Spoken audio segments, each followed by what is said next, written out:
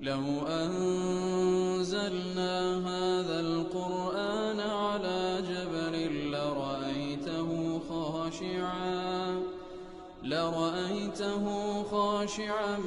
متصدعا من خشية الله. وتلك الأمثال نضربها للناس لعلهم يتفكرون. الحمد لله والصلاة والسلام على رسول الله وعلى آله وصحبه ومن والاه. السلام عليكم ورحمة الله. برزان خوش حالم لواني 112 لوانەکانی تەفسیری قورئانی پیرۆز بێمەوە خزمەتتان بە مەبەستی ڕەزامەندی خوای گەورە و هیوادارم ئێوەی ئازیز سوودی لێوەربگرن. أعوذ بالله من الشيطان الرجيم. بسم الله الرحمن الرحيم. الذين إذا أصابتهم مصيبة قالوا إنا لله وإنا إليه راجعون أولئك عليهم صلوات من ربهم ورحمة وأولئك هم المهتدون. بەڵێ بەڕێزان دیارە لە پێش ئەوە وەکو لەوانەی ڕابردوو باسمان کرد خوای گەورە سوبحانەهو وتعالە باس لەوە دەکاتن کە وَلَنَبْلُوَنَّكُم بِشَيْءٍ مِّنَ الْخَوْفِ وَالْجُوعِ وَنَقْصٍ مِّنَ الْأَمْوَالِ وَالْأَنفُسِ وَالثَّمَرَاتِ. ئیتر خوای گەورە تاقیمان دەکاتەوە بە هەموو ئەو شتانی کەوا لێرەدا باسی کردێ لە کۆتایی ئاەتەکە دەفەرمێ وَبَشِّرِ الصَّابِرِينَ. مژدە بدە بە کەسانێکی ئارامگر. چێنە ئەو کەسانە؟ کەواتە نیشانەی سابیری و نیشانەی ئارامگرتن چییە؟ دەفەرمی الذين إذا أصابتهم مصيبة. ئەوانە سابرن کاتێکەوە موسیبەتێکیان بەسەر دێ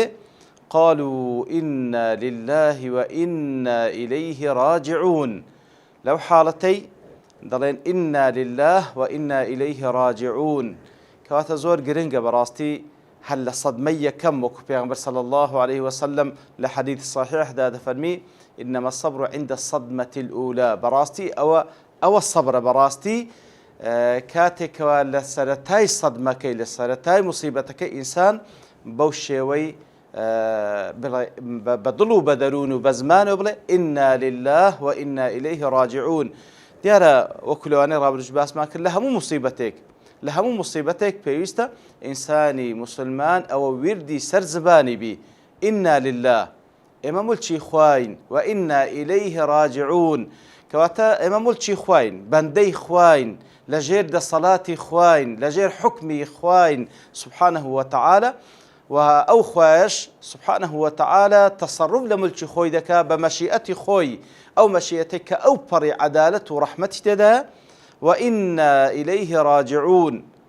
وهروها بالتأكيد ئێمە دەگەڕێینەوە لای ئەو زاتە واتە دەمرین زندی دەکرێنەوە دەگەڕێینەوە لای ئەو زاتە و خوای گەورە پاداشمان داتەوە. کەواتە لە ضمنی إنا لله وإنا إليه راجعون ئەو ذکرە تعبیر لە عەقیدەی ئەو مسلمانەی دەکا عەقیدەی ئەو کەسە دەکا تعبیر لەوەی دەکا کەوا ئەو بەندەیە دەیسەلمێنی ملکەتە لە بۆ فەرمانی پەروەردگاری ڕازیە بە هەموو قەدەرەکانی پەروەردگاری و هەروە ئیمانی هەیە بە ڕۆژی قیامەت کە ڕۆژێکە سزا و پاداش دەدرێتەوە و ئیتر ئەو موسیبەتێکە بەسەری هاتیە کاتێک کە سەبری لەسەر دەگری ئەوە پاداش وەردەگریتەوە لە قیامەت وەکو لە لێرە و لە چەندین حەدیث و ئاەتی تریش بەیان کرایە کەوا خوای گەورە چ ئەجر و پاداشتێکی کەسانێکی سابر دەداتەوە وإنا إليه راجعون. وخوای گەورە إنما يوفى الصابرون أجرهم بغير حساب. کەواتە کەسانێکی ئارامگر ئەجر و پاداشتیان وەردەگرنەوە نەک یەک بەدا نەک یەک بە 700 بغير حساب بەبێ حساب. وەکو هەندێک لەزان دەفەن کەلماء المنهمر وەکو ئەوەیەکەوە ئاوێک و کانیاوێک لەبەری بڕوە حساب ناکرێ. ئیتر خوای گەورە سوبحانەهو وتعالە بەو شێوەیە لێرەش دەفەرمیتن ئەوانەی کەوا سابرن مژدەیان بدەیێ ئەوانەی کەوا لە کاتی موسیبەت دەڵێن إنا لله وإنا إليه راجعون چیان لەبۆ هەیە؟ أولئك عليهم صلوات من ربهم ورحمة. خوای گەورە دەفەرمیتن ئەوانە ئەو سابرانە لە بۆیان هەیە لەلایەن پەروەردگاریان من ربهم لەلایەن پەروەردگاریان. کەواتە لێرەشدا خوای گەورە سوبحانەهو وتعالى رب العالمینە کە پەروەردگاریەتیەکەی دەداتە پاڵ ئەو کەسانە بە تایبەتی ئەوەش ڕێز لێنانە وەکەئەنەما ئەی کەسی کە موسیبەتت بەسەر هاتیە و خۆت دایتەوە پەنای خوای گەورە و گوتیت إنا لله وإنا إليه راجعون پەروەردگاری تووە خوای گەورە بە پەروەردگارێتی خۆی ئەو شتانت پێدەبەخشکەوە لێردا باس کرا. یەکەم جار دەفەرمی سەڵەوات جەمعی سەلاتە. سەڵەوات دیارە کاتێکەوە لەلایەن بەندەوە ئەنجام دەدرێت لە بۆ خوای گەورە سوبحانەهو وتەعالا. دیارە سەلات ئەو عیبادەتەیە، ئەو عیبادەت تایبەتەیە کەوا تەنها و تەنها لە خوای گەورە ئەنجام دەدرێت بەو شێوازەی کەوا لە سونەتی پێغەمبەر هاتیە صلی الله عليه وسلم. و کاتێکیش کە داوا دەکەین لە خوای گەورە سوبحانەهو وتەعالا لە خوای گەورە داوا دەکەین اللهم صل على محمد صلى الله عليه وسلم و یاخود لەسەر باقی پێغەمبەرانی دیکە و داوا لە خوای گەورە دەکەی سوبحانەهو وتەعالا سەلەوات لەسەر پێغەمبەرەکەی ڕەحمەت لەسەر پێغەمبەرەکەی بڕێژی. بەڵام ئەدی لەلایەن خوای گەورەوە سوبحانەهو وتەعالا کە سەلەوات لەسەر بەندەیەک لە بەندەکان دەدرێت ئەوەیە وەکو زانن دەفەرمێن ئولایکە عەلەیهیم صەلەوات من ڕەبیهیم. سەلەوات لێردا بە مانای ثەنا و مەدح دێ کەواتە خوای گەورە سوبحانەهو وتەعالا ثەنا و مەدحی ئەو بەندانە دەکات لە مەلەئول ئەعلا لای مەلائیکەتەکانی. کەواتە خوای گەورە سوبحانەهو وتەعالا وەصفیان دەکات لای مەلائیکەتە بەڕێزەکان لە مەلەئول ئەعلا. کەواتە کەسێک خوا وەصفی بکە دەبێت چ قەدر و قیمەتێکی هەبی لای خوای گەورە سوبحانەهو وتەعالا. و هەروەها وەڕەحمە و خوای گەورە ڕەحمەتی پێیان دەبەخشی. ئەو ڕەحمەتە فراوانەی کەوە وەسعت كل شەی.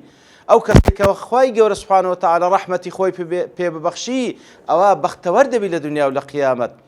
هەر کەسێکیش بێبەش بی لە ڕەحمەتی خوای گەورە سوبحانەهو وتەعالا بەدبەختە لە دنیا و لە قیامەت. ئیتر ئەو کەسانەی کەوا سابرن ئەوەیان لە بۆ ئامادەکرا مەدح و ثەنای خوای گەورە لە ئاسمانەکان لای مەلائیکەت کە گوتمان تەعبیرە لە ڕازیبوونی خوای گەورە سوبحانەهو وتەعالا دەلالەتە لە ڕازیبوونی خوای گەورە مەدحیان دەکا ئەوجا ڕەحمەتیشیان پێدەبەخشی. وأولئك هم المهتدون.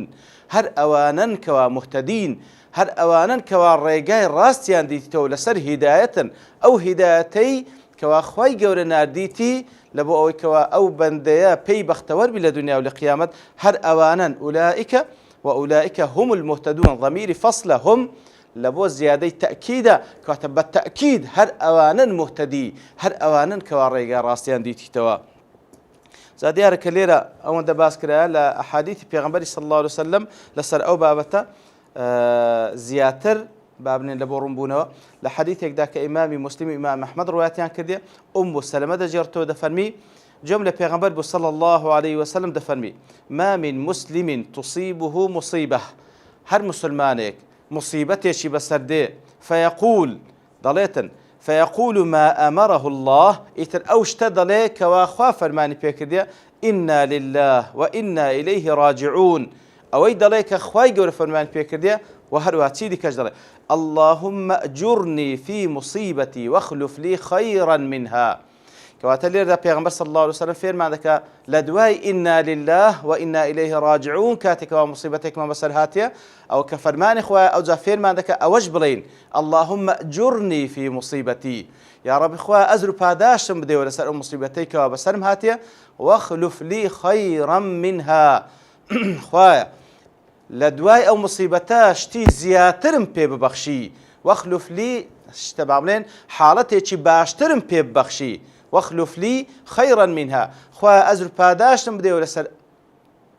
لسر أو مصيبتك بسرم هاتيا وهروها حالتكم لو بقوري تساكتر لو حالتك ولا سريبوم كواتا واخلف لي خيرا منها لدواء ومصيبته شتيشي زور تساكترم لو بيني لو حالتك بيشتري لسريبوم. دفرمي هاد مسلمانك كاتك ومصيبتك بسر بيه بوشي ويا أو ذكر بك وهروها أو دعاء بك كما بيغمبر صلى الله عليه وسلم في كردينة تسيل بوها تفرمي إلا أجره الله في مصيبته إلا خواي جور سبحانه وتعالى أزر باداش داته لو مصيبتك بسري هاتيا وأخلف له خيرا منها. إلا خواي جور أزر باداش داته وهروها شتيتشي واي بيدا بخشي تساكتر لو حالتي أو تيدا. ومعلوم إن شاء الله درجة وحديثة كباس لأم سلمة كهرب خوي دجرتوا خوای لە ڕازی بیەکە لە دایکانی ئیمانداران لە دوای ئەوەی کەوا ئەبوو سەلەمەی مێردی تەڵەن پێشەوەی کەوا مێرد بە پێغەمبەر بکە صلی الله عليه وسلم بابڵێن خێزانی ئەبوو سەلەمەی بوو کاتێکەوە وەفات دەکاتن ئەو ذکرەی دەکاتن کە إنا لله وإنا إليه راجعون اللهم أجرني في مصيبتي واخلف لي خيرا منها. دەفەرمی ئەوجا لە دڵی خۆم دەگوت باشە دەبی چێ هەبی باشتر لە ئەبوو سەلەمە چێ هەبی باشتر لە ئەبوو سەلەمە خوای گەورە پێم ببەخشیتن دەفەرمی ئەوجا خوای گەورە سوبحانەهو وتعالە قسمەتەکەی وا کرد کەوا پێغەمبەر صلی الله علیه وسلم چوە داخوازی و با بڵێن خواستی و منداڵەکانیش کاتێکەوە ئەو دەڕێتن طبعا من ئافرەتێکم بە تەمەن چوویمە و هەروها منداڵیشم هەیە و هەروها غیرەشم زۆرە پێغەمبەر صلی الله علیه وسلم دەفەرمی بەنسبەت غیرەکەت ئەوە دوعا دەکەم کەوا خوای گەورە غیرەکەت لا ببە ئەو هەموو غیرەیەت نەبینێتن بەرامبەر بە ئافرەتانی تر کەوا طبعا دەبتە هەوەی خێزانەکانی تری پێغەمبەر صلی الله علیه وسلم دوعا دەکەم کەوا ئەو غیرەیەت نەمینێ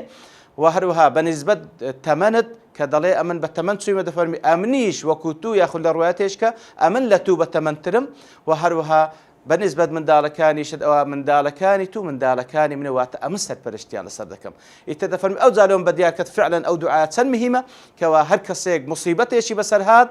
ئەو دوعایە بکات ئینا لله وئینا إليه راجعون اللهم أجرني في مصيبتي واخلف لي خيرا منها ئەوە بەتەئکید خوای گەورە سوبحانەهو وتعالە ئەجر پاداشت داتەوە و هەروها چاکتری پێدەبەخشی لەو حاڵەتەی کە ئەو لە دەستی چووە و هەروها لە حەدیثێکی دیکە کە ئیمام ترمذی ڕوایەت کردی ئەبی موسى ئەشعری دەجێڕێتەوە خوای لە ڕاست دەفەرمی پێغەمبەر صلی الله عليه وسلم فەرمووی إذا مات ولد العبد کاتێکەوە بەندەیەک لە بەندەکانی خوا منداڵێکی دەمری قال الله لملائكته خوای گەورە بە مەلایکەتەکانی دەفەرموو واتە ئەو مەلایکەتانی کەوا ڕوحی ئەو منداڵەیان چێشە واتە مەلەک المەوت و ئەوانەی کە لەگەڵیدان قبضتم ولد عبدي طبعا خوای گەورە ئاگادار بەس لە بۆ بەیانی ئەوەی کەوا حاڵەتەکەمان لەوە بەیان بکە دەفەرمی خوای گەورە مەلایکەتەکان دەفەرمی ئایا ڕوحی ئەو کوڕەی ئەو عەبدەی منتان چێشە یاخود ڕوحی منداڵەکەی عەبدی منتان چێشە فيقولون نعم بەڵێ ڕوحمان چێشە فيقول قبضتم ثمرة فؤاده ڕوحی ئەو منداڵەتان چێشە کەوا بەروبوومی دڵی ئەو کەسەیە لە کوردەواری خۆمان دەیڵێت جەرجی ئەو کەسەیە لەبەرەوەی معلومە کەوا فعلا منداڵ کو بابنێ وەکو لە کوردەواری پێی لە جەرجیە کەواتە فعلا لەبەرەوەی بەروبوومی ئەو ئینسانەیە لێی بە پاشکەتیە زۆری خۆش دەوێ و پێی خۆشە لە خۆی باشتر بی زیاتر تەمەنای خەیر دەکات لەو منداڵەکەی لەوەی کەوا لەو خۆی بێ ئایا واتە هەندە خۆشەویستە لە ڕوحی ئەو منداڵەتان چێشاکەوە بەروبوومی دڵی ئەو بەندەیە فيقولون نعم بەڵێ ڕوحمان چێشە فيقول ماذا قال عبدي باش ئەو بەندەیە لەو حاڵەتەی چی گوت موقفی چ بوو فيقولون حميدك واسترجع يا ربي خوا حمد سناي توي كرد واسترجع يعني قلتي إنا لله وإنا إليه راجعون فيقول الله ابنوا لعبدي بيتا في الجنة خواهي قول ملائكة كان دەفەرمی ماڵێک لە بەهەشت دروست بکەن لە بۆ ئەو بەندەی من وسموه بيت الحمد و ناویشی لێ بنێن ماڵی حەمد و سوپاسگوزاری کەواتە خوای گەورە جەزای دەداتەوە لە جنسی عەمەلی کاتێکەوە ئەو بەو شەوێ ڕازی بۆ بە قەدەری خوای گەورە و ئیسترجاعی کردێ و حەمد و سەنای کردێ خوای گەورە دەفەرمی ماڵێکی لە بەهەشت لۆ دروست بکەن ناوی لێ بنێن بەیت الحەمد ئیتر ئەوە بەشێکە لە ئەجر و پاداشتی ئەو کەسانی کەوە سەبر دەگرن و هەروەها دەڵێن ئینا لله وئینا إليه راجعون لە دوای ئەوە خوای گەورە سوبحانەهو وتعالە باز لە ئاەتێکی لە حاڵەتێشکە دەکات لە ئاەتی دواتر دەفەرمی إن الصفا والمروة من شعائر الله بەتەئکید صفا و مەروە یەکێکە منی تەبعیضیە صفا و مەروە یەکێکە لە دروشمەکانی خوا سوبحانەهو وتعالە یەکێکە لە دروشمەکانی خوا سوبحانەهو وتعالە دیارە معلومە یەکێکە لە مەناسکەکان یەکێکە لە واجیباتەکان یاخود هەندێک دەزان دەفەرمی یەکێکە لە ئەرکانەکانی حەج و عومرە ئیتر واجبە یان ڕوکنە خلاف لە بین عولەما هەیە مهم یەکێکە لە دروشمەکان کەوا خوای گەورە داینایە کە تێیدا خوا سوبحانەهو وتعالە بە گەورە ڕادەگیرێ و ئەو بەندەیە بە ئەنجامدانی ئەو عیبادەتەی خوا بە گەورە دەزانی و هەروەها بەندایەتی خۆی دەسەلمێنی لە بۆ خوا سوبحانەهو وتعالە دیارە سەفا و مەڕوا ئەو دوو چێوەیە وەکو هەممان دەزانین کە لە نزیکی کەعبەی پیرۆزە ئیتر هەر کەسێک کەوا دەچی حەز دەکە یان عومرە دەکە بەشێک لە واجباتەکانی ئەوەیە کەوا بچی سەعی بکە لە بینی سەفا و مەڕوا 7 جاران ئیتر